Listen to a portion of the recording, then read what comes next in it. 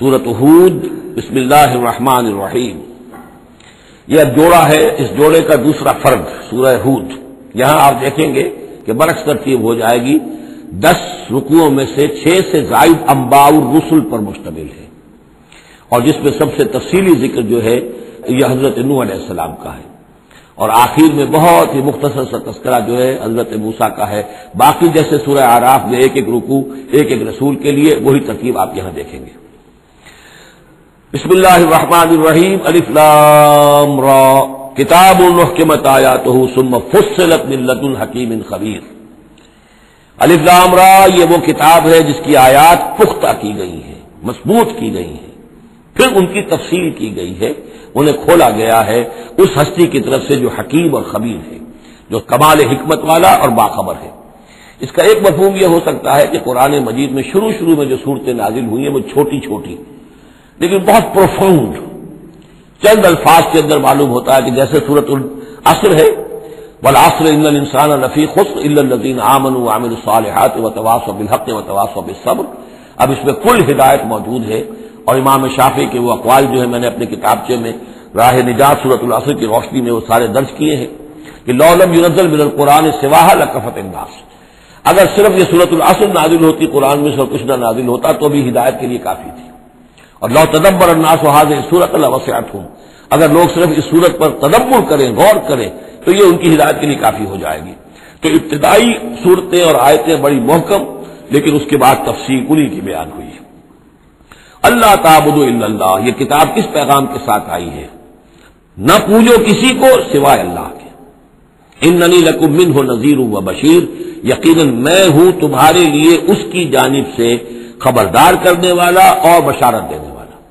یہ دو الفاظ بار بار آ رہے ہیں، بشیر اور نذیر، نذیر اور بشیر. وما نرسل المرسلین الا مبشرین ومنذرین، رسلا مبشرین ومنذرین لئلا یکون للناس علی اللہ حجۃ بعد الرسل وکان اللہ عزیزا حکیما. وان استغفروا ربکم، اور یہ کہ اپنے رب سے استغفار کرو، معافی چاہو. ثم توبوا الیہ، اور پھر اس کی جناب میں رجوع کرو، اس کی طرف بڑھو. یمتعکم متاعا حسنا، وہ تمہیں ساز و سامان دے گا دنیا کی زندگی میں بھی اچھا فائدہ، الی اجل مسمى، ایک وقت معین تک کے لیے، دنیا میں بھی تمہارے لیے حسنا ہوگا. ویؤت کل ذی فضل فضلہ، اور ہر صاحب فضل کو اس کے حصے کا فضل عطا کرے گا.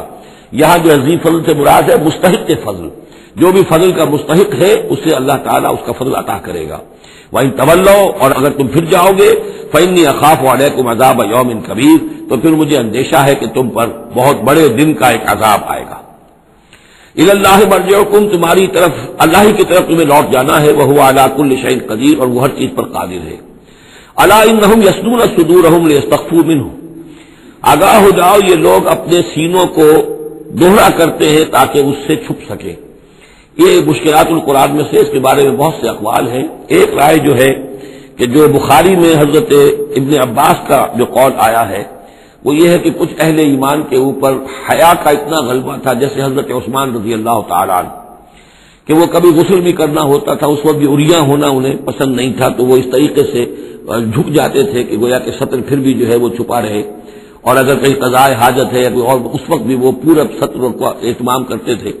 تو یہ فرمایا جا رہا ہے کہ تم کتنا ہی کر لو، ظاہر بات ہے کہ اللہ تعالیٰ کی نگاہوں کے تو تم سامنے ہو.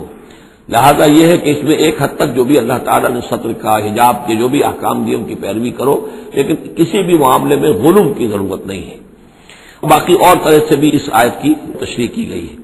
الا انہم یثنون صدورہم لیستخفوا منہ، آگاہ ہو جاؤ وہ اپنے سینوں کو دوہرا کرتے ہیں کہ اس سے چھپ سکیں اللہ سے. الا حین یستغشون ثیابہم، آگاہ ہو جاؤ کہ جب وہ اپنے اوپر اپنے کپڑے بھی اوڑھے ہوئے ہوتے ہیں. یہ تو یہ کہ اس وقت جو ہے وہ اپنے سینوں کو دوہرا کر رہے ہیں، جب کپڑے لپیٹے ہوتے ہیں. یعلم ما یسرون وما یعلنون، اس وقت بھی اللہ جانتا ہے جو کچھ وہ چھپا رہے ہوتے ہیں اور جو کچھ وہ ظاہر کر رہے ہوتے ہیں. انہ علیم بذات الصدور، وہ تو جو کچھ سینوں کے اندر ہے اس کو بھی جانتا ہے. وما من دابۃ فی الارض الا علی اللہ رزقها، نہیں ہے کوئی بھی چلنے والی چیز، کوئی حیوان، کوئی چوپایا، کوئی چرند، کوئی پرند زمین پر جتنے بھی حیوانات ہیں اللہ نے بنائے ہیں، لیکن یہ کہ ان کا رزق اللہ کے ذمے ہے.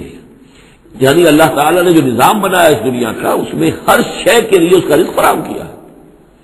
جو جاندار بنایا اس کے لیے جو غذا ہے، جو ضروری چیزیں وہ پہلے سے فراہم کر دی ہے. بچے کی پیدائش بعد میں ہوتی ہے اور ماں کی چھاتیوں میں دودھ پہلے پیدا ہو جاتا ہے. تو اللہ تعالیٰ کی طرف سے یہ نظام جو ہے ایسا ہے. یہ دوسری بات ہے کہ لوگوں نے تقسیم دولت کا نظام غلط کر دیا تو کچھ لوگ بھوکے رہ گئے, کچھ ننگے ہو گئے, کچھ نے دولت سمیٹ کر جو ہے اپنے کھتے بھر لیے, انبار لگا لیے. یہ انسانوں کا معاملہ ہے, یہ انہوں نے غلط کام کیا ہے. ورنہ اللہ تعالیٰ نے تو تمام جو بھی جتنی بھی مخلوقات ہیں ان کے لیے کافی اور وافی رزق جو ہے وہ پیدا کیا ہے. وما من دابۃ فی الارض الا علی اللہ رزقها ویعلم مستقرها ومستودعها, اور وہ جانتا ہے اس کے مستقل قیام کی جگہ کو بھی اور جہاں وہ عارضی طور پر سونپا جاتا ہے. یہ مستقر اور مستودع پر گفتگو ہو چکی ہے تفصیل کے ساتھ. 3 اقوال اس کے بارے میں بیان کر چکا ہوں سورہ انعام کے ضمن میں. کل فی کتاب مبین, اور یہ سب کچھ ایک کھلی روشن کتاب کے اندر موجود ہے, وہی کتاب جو علم الہی کی کتاب ہے. وَهُوَ الَّذِي خَلَقَ السَّمَاوَاتِ وَالْأَرْضَ فِي سِتَّةِ أَيَّامٍ, اور وہی ہے کہ جس نے پیدا کیا آسمانوں اور زمین کو 6 دنوں میں. وَكَانَ عَرْشُهُ عَلَى الْمَاءِ, اور اس کا تخت تھا پانی پر. لِيَبْلُوَكُمْ أَيُّكُمْ أَحْسَنُ عَمَلًا, تاکہ تمہیں آزمائے کہ کون ہے تم میں سے اچھے عمل کرنے والا. یعنی یہ تخلیق جو ہے اور انسانی زندگی کا جو یہ حصہ جو اس دنیا میں گزرتا ہے, اس کا جو اصل مقصد ہے وہ ہے امتحان. قلزم ہستی سے تو ابھرا ہے مانند حباب, اس دنیا خانے میں تیرا امتحان ہے زندگی. باقی یہ کہ کان عرشہ علی الماء, اس کا تخت پانی پر تھا, اس کے معنی کیا ہے؟ میرے نزدیک اب بھی یہ آیات متشابہات میں سے ہے, لیکن ایک انداز ایسا ہے کہ جس سے محسوس ہوتا ہے کہ شاید وہ اس کی طرف اشارہ کیا جا رہا ہو کہ یہ دنیا جب بنی ہے, یہ زمین جب ٹھنڈی ہونے لگی ہے تو ٹھنڈی ہو کر اس کے بخارات نکلے ہیں, اور وہ اس کے گرد جو فضا بنی ہے ایٹماسفیئر, اس کے اندر یہ گیسز گئی ہیں. ان گیسز کے اندر جو ہے ہائیڈروجن اور آکسیجن کے ذریعے سے پھر پانی پیدا ہوا ہے, اور طویل عرصے تک بارشیں ہوتی رہی, طویل عرصے تک, لاکھوں سال یہ کہتے ہیں کہ بارش ہوئی ہے. اور چونکہ جب زمین سکڑی ہے تو کہیں سے وہ اونچی ہو گئی, کہیں سے نیچی ہو گئی. سکڑتی ہے کوئی شے تو اس کے اندر نشیب و فراز پیدا ہو جاتے ہیں. تو بارش جب برسی ہے تو پھر یہ کہ سمندر وجود میں آئے ہیں. ابھی کوئی اور مخلوقات نہیں تھی, صرف یہ کہ اس زمین کے اوپر یا یہ کہ وہ پہاڑ تھے اور یا پانی تھا, بلکہ یہ کہ اکثر و بیشتر پانی ہی پانی تھا. پھر یہ کہ پانی اور جہاں پر مٹی پیدا ہوئی اور دلدلی علاقے بنے, اور دلدلی علاقوں کے اندر پھر وہ کچھ حیات جو ہے اس کی شکلیں پیدا ہوئی, چاہے وہ نباتاتی حیات تھی اور چاہے وہ حیواناتی حیات تھی.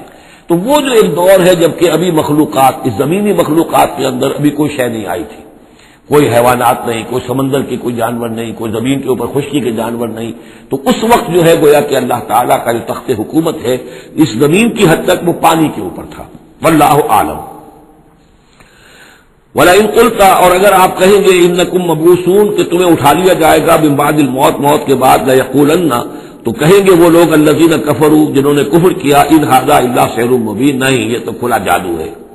وَإِنْ أَخَّرْنَا عَنْهُمُ الْعَذَابَ إِلَىٰ أُمَّةٍ مَّعْدُودَةٍ, اور اگر ہم مؤخر کیے رکھیں ان سے اپنے عذاب کو ایک خاص مدت تک کے لیے, معین مدت تک کے لیے, لَيَقُولُنَّ مَا يَحْبِسُهُ, تو وہ کہتے ہیں کس چیز نے روک رکھا ہے, وہ جہاز کہاں نظر انداز ہو گیا, آتا کیوں نہیں؟ محمد بہت سال ہو گئے تمہیں کہتے ہوئے جہاز آئے گا اور وہ عذاب آئے گا, وہ کہاں ہے؟ ما یحبسو, کس سے نے اس کو روکا ہے؟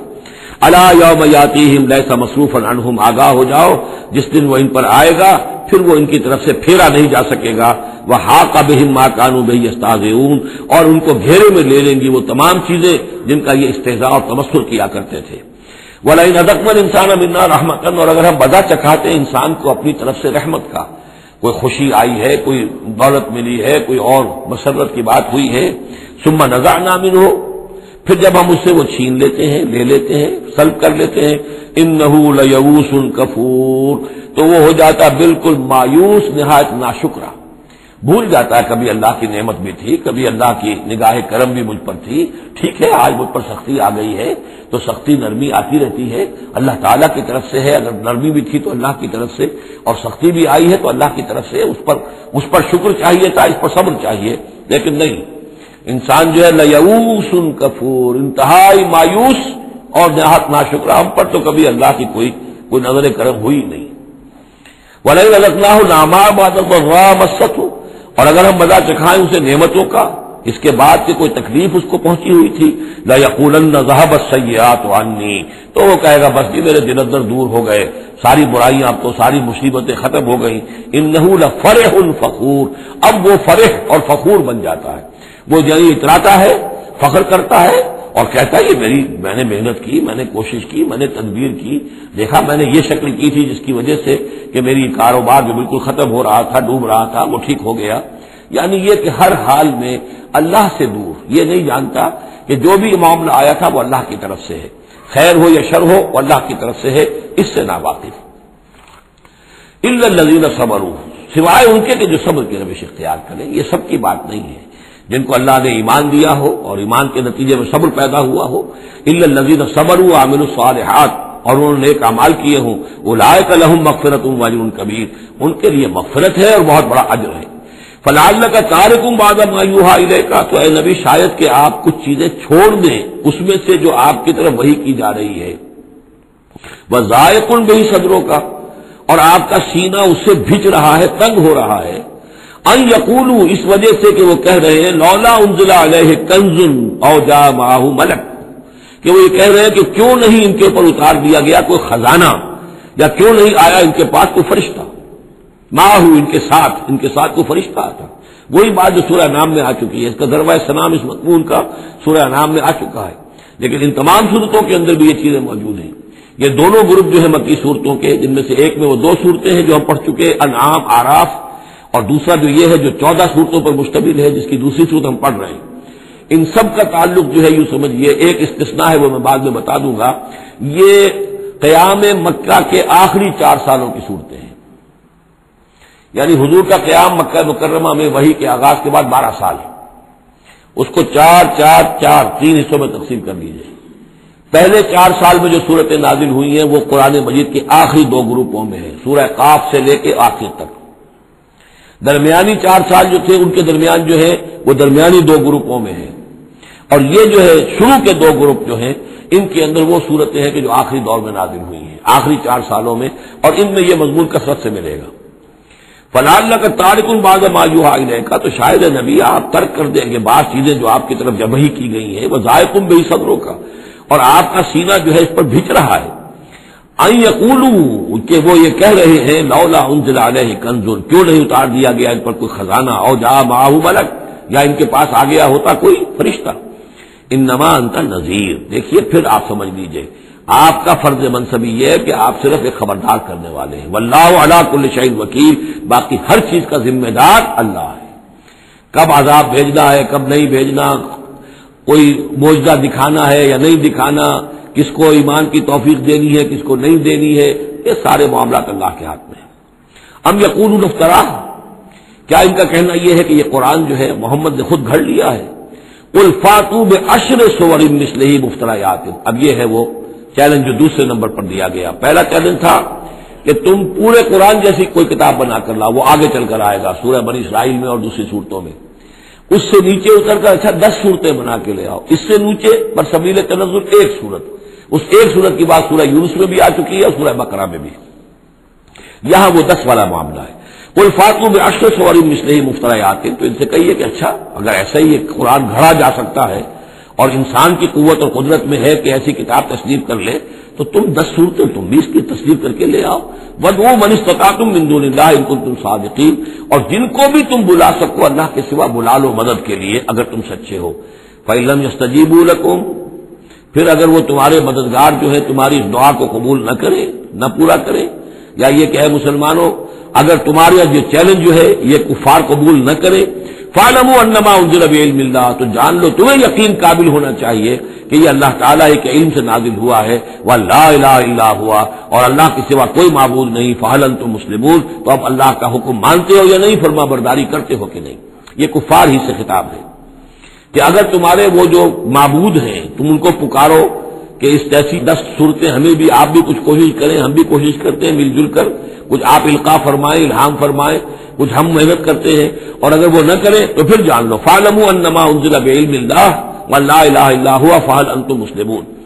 من كان يريد الحیاۃ الدنیا وزینتها نوفی الیہم اعمالهم فیہا وهم فیہا لا یبخسون. جو لوگ بھی طالب ہوتے ہیں، ارادہ کر لیتے ہیں، طالب ہوتے ہیں دنیا کی زندگی کا اور اس کی زینت کا، زیبائش، آرائش، چمک دمک، ساز و سامان، اسی کے پیچھے پڑے ہوئے ہیں، محنت کر رہے ہیں، بھاگ دوڑ کر رہے ہیں، خون پسینہ ایک کر رہے ہیں، دن رات ایک کر دیا ہے. نوفی الیہم اعمالهم فیہا، ہم اسی دنیا کی زندگی میں ان کے اعمال کا پورا پورا بدلہ دے دیتے ہیں. ٹھیک ہے محنت کر رہے ہو بھائی, تمہاری بلڈنگ بھی بڑی اونچی بن گئی ہے اور تمہاری کار بھی بہت اعلیٰ ہے اور تمہارا کاروبار بھی خوب چمک گیا ہے. تم نے چونکہ یہی چاہا, یہی اسی کے لیے محنت کی, اسی کے لیے بھاگ دوڑ کی, تو اللہ تعالیٰ وہم فیہا لا یبخسون, اس میں اللہ تعالیٰ ان کے ساتھ کوئی بخل نہیں کرتا اور ان کی جو محنت ہے اس کا جو بدلہ ہے انہیں اس دنیا میں دے دیتا ہے. لیکن اولئک الذین لیس لہم فی الآخرۃ الا النار, لیکن پھر یہ وہ لوگ ہیں جن کے لیے آخرت میں کچھ نہیں ہے سوائے آگ کے. ساری محنت بھاگ دوڑ دھوپ یہاں کے لیے تھی, یہاں ہم نے تمہیں دے دیا. اولئک الذین لیس لہم فی الآخرۃ الا النار وحبط ما صنعوا فیہا, اور جو کچھ انہوں نے اس دنیا میں کیا ہوگا وہ تو حبط ہو جائے گا. وباطل ما کانوا یعملون, اور جو کوئی جھوٹی سچی نیکی کی ہوگی اپنے دل کو دھوکہ دینے کے لیے وہ بھی بے بنیاد تھی, اس کی کوئی حیثیت نہیں تھی. افمن کان علی بینۃ من ربہ, تو بھلا وہ شخص کہ جو اپنے رب کی طرف سے بینہ پر تھا, اور یہاں بینہ سے مراد ہے فطرت سلیمہ, جس کے بارے میں کئی بار بحث کر چکا. فطرت سلیمہ انسان کے اندر جو روح ربانی پھونکی گئی ہے, اس کی وجہ سے وہ جو فطرت ہے اس کے اندر وہ سارے حقائق موجود ہیں, کہ جو حقائق جن کو اجاگر کرنے کے لیے پھر یہ وحی آئی ہے اور اس ڈورمنٹ کانشسنس کو ایکٹیویٹ کرنے کے لیے. تو جس شخص کی وہ فطرت سلیم ہے, قائم ہے, بینہ ہے, روشن ہے, پاک ہے, وَيَتْلُوهُ شَاهِدٌ مِّنْهُ, اور پھر اس کے پیچھے آتا ہے اس کے لیے گواہ. یعنی ایک شخص ہے جس کی فطرت سلیم تھی, حضور صلی اللہ علیہ وسلم ہے, سلیم فطرت, نیک فطرت, عقل سلیم, اور پھر وحی بھی آ گئی, وحی نے گواہی دے دی. گویا کہ دو چیزیں مل گئی, نور علی نور. یہ تمثیل جو ہے سورہ نور میں جا کر مکمل طور پہ سامنے آئے گی. افمن کان علی بینۃ من ربہ ویتلوہ شاہد منہ ومن قبلہ کتاب موسیٰ اماما ورحمہ, اور پھر اس کے علاوہ اس سے پہلے کتاب موسیٰ موجود ہے جو امام بھی تھی, رہنمائی کرنے والی, اور رحمت بھی تھی. یعنی جو دوسری تصدیق ہو رہی ہے وہ تورات سے ہو رہی ہے. تو فطرت محمدی صلی اللہ علیہ وسلم وہ بینہ, وہ روشن خالص. پھر وہی جو آپ پر آ گئی نور علی نور, اور نمبر 3 تورات جو ہے اس کی تصدیق کر رہی ہے, یہ گویا کہ اور اضافی چیز. اولئک یؤمنون بہ, یہی لوگ ہیں کہ جو اس پر ایمان لائیں گے.